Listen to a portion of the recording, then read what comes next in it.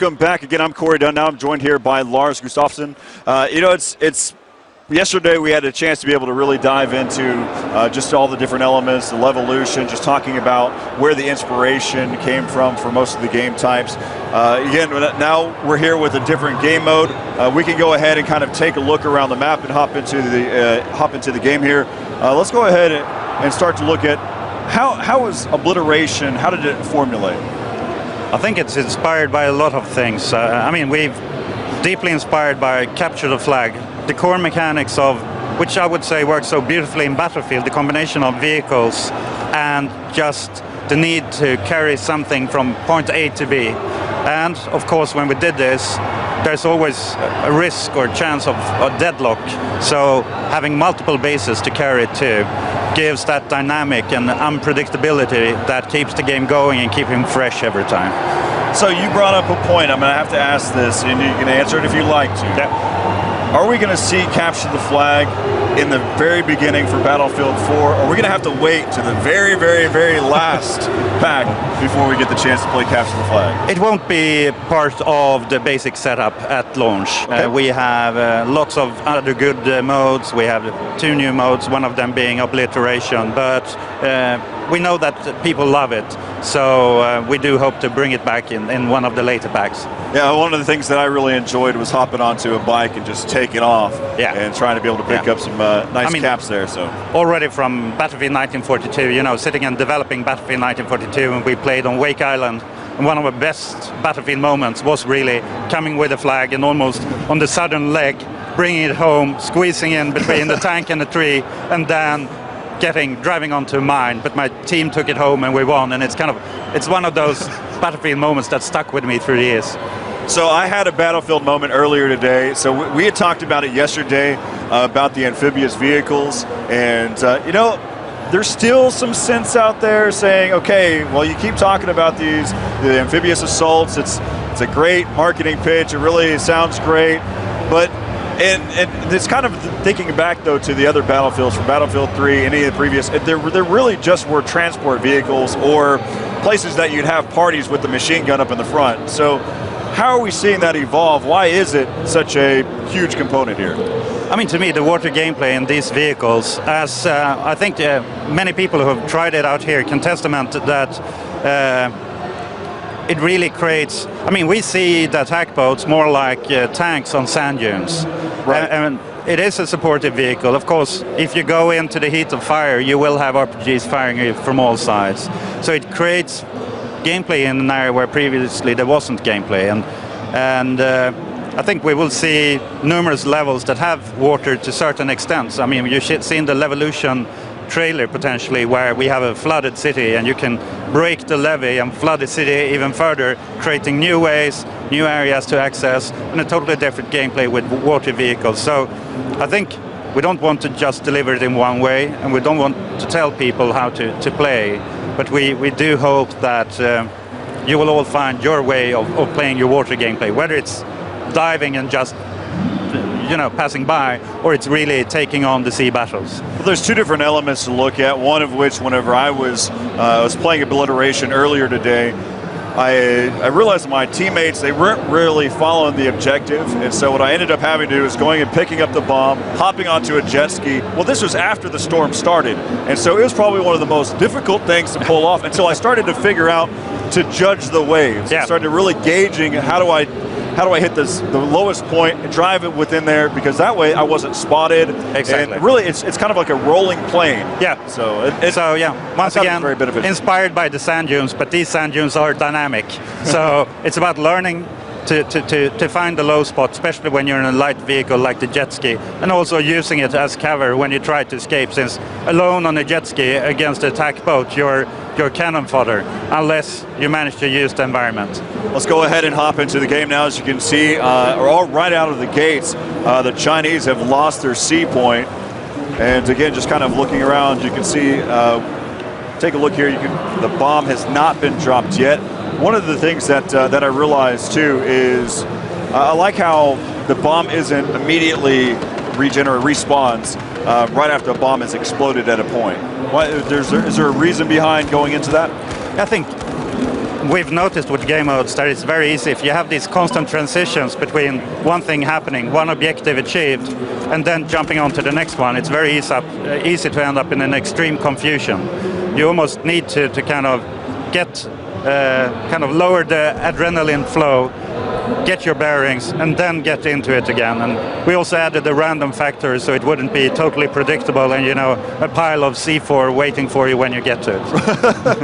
I'm happy about that one. It is random too. I mean, I've noticed the different points that it comes in at. I think that over time, is there a number of random points per map, or is it? Yeah, it's a number of them, and to be honest, not even I know how many we have, and we're probably gonna have to see as we're still tweaking and tuning the game whether we need to add more and make the area larger just to ensure that it feels fresh and unpredictable. See, this is one of the things that we're talking about, so you can see, especially a map like Paracel Storm, is seeing how the boats really do make an impact into the game. Trust me, whenever I was playing, it was difficult to get around. Anytime you're going beachside, you're getting taken out by something. Yeah, and I mean, what we were seeing here was an attack boat daring to go very close to the shoreline, which means that in any bush, behind any rock, there might be an RPG. So, I mean, we're still tweaking and tuning to find that balance so we don't have a super vehicle on the battlefield, since it's always key that we have kind of the rock, paper, scissors gameplay in place.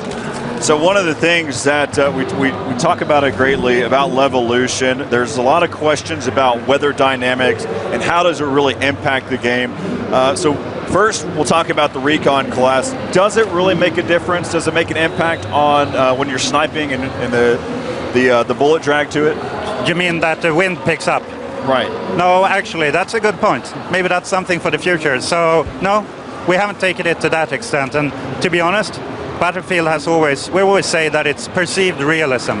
We want you to feel that, yes, this is the real thing, but when you go at it, we don't want to create a simulator. It should be easy to get into, and I think with that random factor of the wind, it would be almost impossible for many people to get into it. Well, especially with that storm that rolls in. So. Yeah. So the next question then is similar to it as well. With the weather that's going through, you can see that the trees are being swayed. Is it any more difficult for a helicopter or pilot to be able to fly during that storm? No, same thing there. I mean, it's all of these cool things that when we start building up a concept and we start brainstorming and we throw out ideas and it seems like a super great idea until you realize that many people are still struggling with, you know, getting into planes and helicopters, and that's why we're adding the test range to add another dynamic element that sometimes it's never fun to die because basically you don't really know what happened. Right.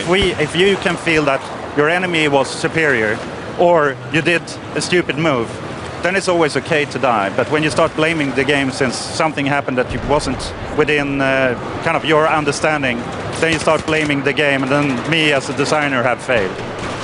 So one of the other last question, talking about weather dynamics, you know, it just all of that's happened is it sparked up a lot of different creative ideas, and one of which I know the answer to, but I have to ask, and just so the community knows that we are listening, that we are paying attention.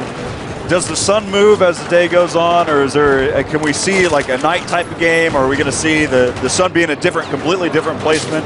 So we have the possibility with the Frostbite 3 engine to do the full day cycle, but once again, especially many of the smaller modes are intended to allow you to be competitive and have a predictable experience even 2 years from now when you're still gaming. So we have the possibility of changing the sun. We can go from early morning to a brighter day and so on, but we don't want to twist and turn everything too much since you want to be able to have a certain predictability.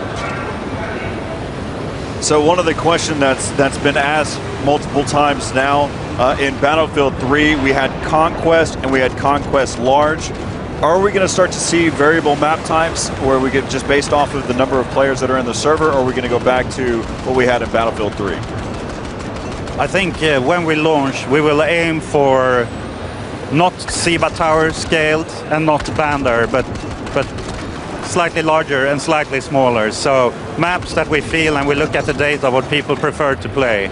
and then as we go on, we can start experimenting. But I think we've, I mean, what you can see here, what we're showing on the floor is 64 players Conquest or 32 player Obliteration, and behind closed doors we're showing it doing Domination just on the main island on the PlayStation 4, and all of those delivered completely different experiences. So rather than building super extremely small maps or large maps, we've worked really hard with delivering the best possible game mode on each and every level. So one of the things that that's also been asked, especially since there's such a water has such a majority of this map, do bullets travel? So say for instance I'm the enemy and I decide to dive under the water. Does the bullet trajectory, does it change any whenever it's getting shot through the water? So Alan Kurtz back home might kill me now, but in the discussions we've had, I think where we are right now, and as I say, we're showing you this while it's still work in progress, but the bullet does travel below the water, but it loses strength, to my understanding. That's at least what I heard last when we talked about this in our discussions. Not official stuff. It may or may not be the way that it could be, but it might want to be. Yeah, and that's the thing. I mean, there's lots of little things. I'm standing here, I'm looking at how people play. I'm picking up on feedback and ideas and what we hear in community and forums, and there's still room to do a lot of tweaks and tunes based on what community is telling us. So yeah, it's eyes open until we put it in a box and put it in the stores. Well, I know that one of the things that I was trying to do is trying to different varieties of things where I'd go out onto the shipwreck that's out there near the windmill, and I tried to get on the edge of the boat and sing, but that's where that no man's land is, and won't allow me to get over there because I wanted to try to ride the boat in when the storm was rolling in. So I'm trying to be doing different types of things. Also, I was curious if you could actually get ran over by a boat while you're swimming, sitting out there in the water. It doesn't seem like that's possible, or at least I haven't been ran over yet. I haven't tried. I know a guy in the office, maybe I said last time, a guy in the office was fighting away, and as he was kind of in the midst of the fight, he heard its giant roar, and just behind him came the ship ramming the island. And of course, if you're in this building that crumbles, yes, you've had it. Yeah, well, no, that did actually happen to me as well. Yep. Sniping, I was camping, hanging out there, and then the building just came crashing down on me. Well, at least I was just killed in action, which actually answers another question for those of you. Or you can let me know if I'm 100% on this one as well. If I trigger an event, this goes across all levolution. If I trigger the event by shooting the last pillar or what have you, does it just, the players that get killed, is that just killed in action? Is that KI? Or is that, do I get all the points for That's for those something, kills? Last I heard, and we're looking into this, is it's something we truly want to do. It's just the complexity of all the systems. We're still looking into it, so I haven't heard the final word yet, but trust me, I'm trying.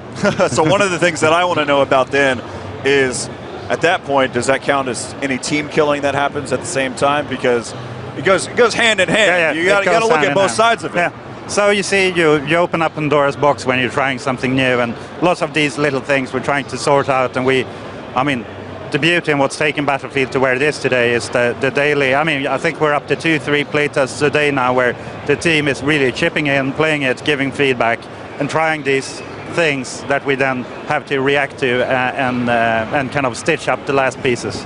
Well, I appreciate it. You getting grinded over the coals and listening to all the different questions that are there in the community. I know that we're going to have the chance to discuss things again, and I appreciate every one of the answers that you've given. And again, one of the things that I like about just the Battlefield community and the development crew is you answer everything. You may not have the answers for it all, but you at least make an attempt to answer them. Yeah, my job is to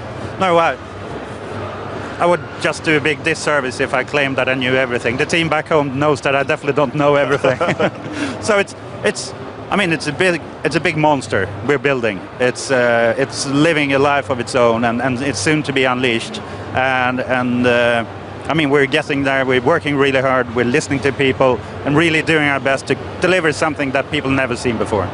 Well, I know that weapons aren't really your specialty here, but I'll ask the question anyway. I know that the infrared, the night vision scope in the beginning there for Battlefield 3 is really great. It's great to have. It was really effective, but then it kind of got nerfed down. Are you gonna worry about any of those types of things with this current this type of scope as well?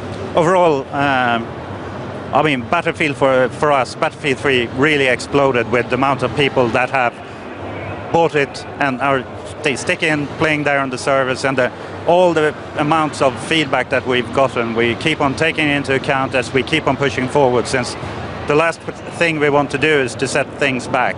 We want to keep on pushing forward based on the learnings we have. And in the old days, many times we were, for every game we were building a new engine that forced us to rebuild everything from scratch. But now with the Frostbite 3 engine and the Frostbite team, we are able to always look forward and keep on building a bigger, better, and more complete experience. That's what I like to hear. So again, Lars, it's a pleasure having you on here. Thank you. We're going to have more Obliteration coming up. I appreciate it. So stick around right here on the Battlefield 4 stream. We'll be back right after the break.